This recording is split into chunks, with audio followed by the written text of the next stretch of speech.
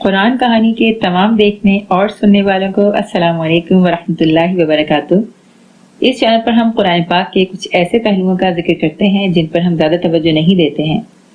آج کی اس ویڈیو میں ہم میری کرسمس کہنا یا غیر مسلم کو تہوار کی مبارکباد دینا درست ہے یا غلط، اس بارے میں قرآن و حدیث سے جاننے کی کوشش کریں گے۔ ویڈیو دیکھنے سے پہلے پلیز ہمارے چینل کو سبسکرائب کیجیے، لائک کیجیے اور شیئر کرنا مت بھولیے۔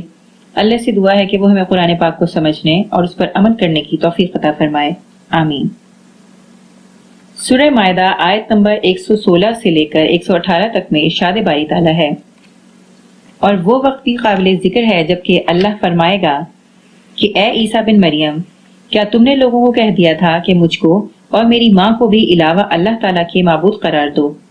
عیسیٰ عرض کریں گے کہ میں تو آپ کو منزہ سمجھتا ہوں، مجھ کو کسی طرح زیبا نہ تھا کہ میں ایسی بات کہتا جس کے کہنے کا مجھ کو کوئی حق نہیں۔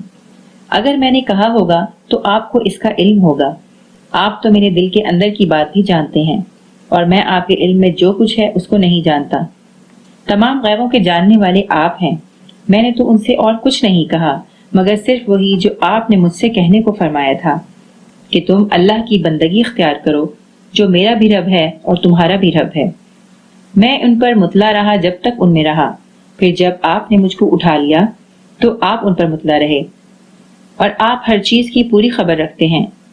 اگر آپ ان کو سزا دیں تو یہ آپ کے بندے ہیں، اور اگر آپ ان کو معاف فرما دیں تو آپ زبردست ہیں، حکمت والے ہیں۔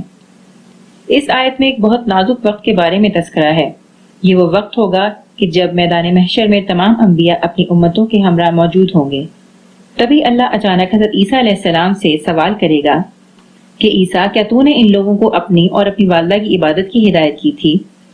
اللہ علیم و خبیر ہے، دلوں کے بھید تک جانتا ہے۔ یہ سوال اس لیے ہوگا کہ تمام مخلوق کے سامنے ہر چیز اور ہر ابہام کھل کر واضح ہو جائے۔ حضرت عیسیٰ علیہ السلام جن کی عبادت عیسائیوں نے شروع کر دی تھی، نہایت عاجزانہ انداز میں اس عمل سے لا تعلقی کا اظہار فرمائیں گے۔ اس وقت جو لوگ ان کی عبادت کرتے تھے ان کے پاس سوائے اپنے ہاتھ ملنے کے اور کوئی چارہ نہ ہوگا۔ اللہ تعالیٰ نصارہ کو گواہی کے لیے طلب فرمائے گا، یعنی حضرت عیسیٰ علیہ السلام کے ماننے والوں کو بلایا جائے گا۔ ان سے باز پرس ہوگی، وہ کہیں گے کہ ہاں، عیسیٰ علیہ السلام نے ہمیں ایسا کرنے کا حکم دیا تھا۔ یہ سن کر خوف الہی سے حضرت عیسیٰ علیہ السلام کے سر اور جسم کے بال کھڑے ہو جائیں گے۔ نصارہ کو 1000 سال تک اللہ کے سامنے کھڑا کیا جائے گا، یہاں تک کہ ان پر حجت قائم ہو جائے گی۔ یہود پر اللہ کا غضب نازل ہوا اور نصارہ کو بھٹکا دیا گیا۔ دین میں نئے اضافے کے ساتھ انہوں نے صلیب کی اور حضرت مریم علیہ السلام کی پرستش بھی شروع کر دی تھی۔ 25 دسمبر کو عیسائی حضرات حضرت عیسیٰ علیہ السلام کا یوم پیدائش مناتے ہیں، یعنی اس بات کی نئے سرے سے تجدید کرتے ہیں کہ نعوذ باللہ اللہ کا بیٹا پیدا ہوا۔ اس موقع پر بہت سی تقریبات منعقد کی جاتی ہیں۔ اس دن کو عیسائی بھائیوں نے عید کا دن مقرر کر لیا ہے۔ ہمارے معاشرے میں اب یہ رواج عام ہوتا جا رہا ہے کہ اپنے غیر مسلم بھائیوں کے تہوار بھی ان کے ساتھ مناتے ہیں، ایک دوسرے کو ان تہواروں کی مبارکباد دیتے ہیں، جبکہ ایک مبارکباد دینے سے ہم اللہ اور اس کے رسول کی تعلیمات کو یکسر فراموش کر کے شرک کا اظہار کرتے ہیں۔ مثال کے طور پر، اگر ہم اپنے کسی ہندو بھائی کو ان کے تہوار کی مبارکباد دیتے ہیں تو اس کا مطلب یہ ہے کہ ہم نے اس بات کو قبول کیا کہ ان کے دیوی اور دیوتا اللہ کے شریک ہیں۔ ایک ہندو کسی صورت ایک مسلمان کو عید الاضحیٰ کی مبارکباد نہیں دے سکتا، کیونکہ یہ بات یعنی مبارکباد دینا اس کے مذہبی عقیدے سے جڑی ہے۔ ہم بھیڑ، بکری اور بیل کے ساتھ گائے کی بھی قربانی کرتے ہیں۔ گائے کو ہندوازم میں ماں کا درجہ دیا جاتا ہے، اسی لیے ایک ہندو کسی بھی صورت اس عید کی مبارکباد کسی بھی مسلمان کو کبھی نہیں دے سکتا ہے، جبکہ ہم اس کے برخلاف نہ صرف ان کو اس کی مبارکباد دیتے ہیں بلکہ ان کے تہوار بھی ان کے ساتھ مناتے ہیں۔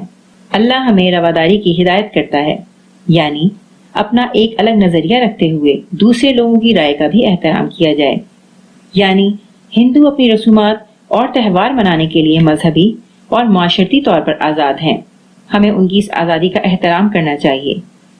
تاہم ان کے تہواروں کی مبارکباد دے کر شرک کا اظہار کرنا اللہ کی رضا اور نبی کریم صلی اللہ علیہ وآلہ وسلم کی سنت کے خلاف ہے۔ اسی طرح ہمارے عیسائی بھائی کرسمس مناتے ہیں، اپنے گھروں کو سجاتے ہیں اور اپنی رسومات کو ادا کرتے ہیں۔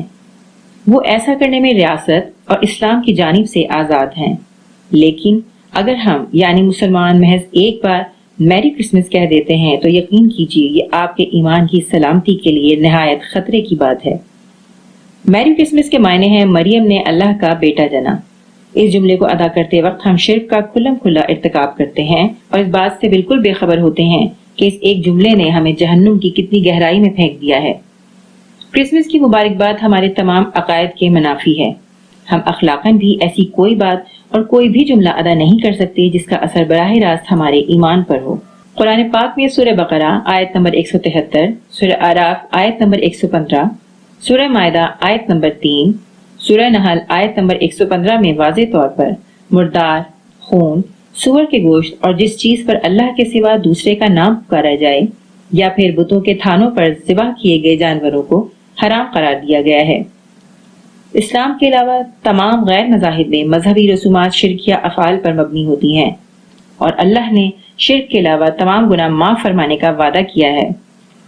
سنن ابی داؤد کی حدیث کے مطابق حضرت ابن عمر رضی اللہ تعالیٰ عنہ سے روایت ہے کہ رسول اللہ صلی اللہ علیہ وآلہ وسلم نے فرمایا، جس نے کسی قوم سے مشابہت اختیار کی تو وہ انہی میں سے ہوا۔